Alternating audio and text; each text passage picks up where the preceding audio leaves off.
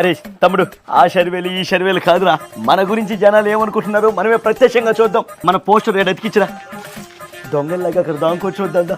నువ్వు దొంగవే కదన్నా, పద. అరే తమ్ముడు, యూత్ వస్తున్నారా, వాళ్ళు ఏమంటారు?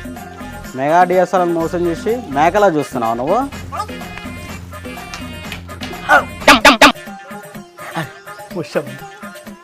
ఏం చూస్తున్నావయ్యా, నువ్వు దొంగవే, ఈ చూపులు దొంగవే.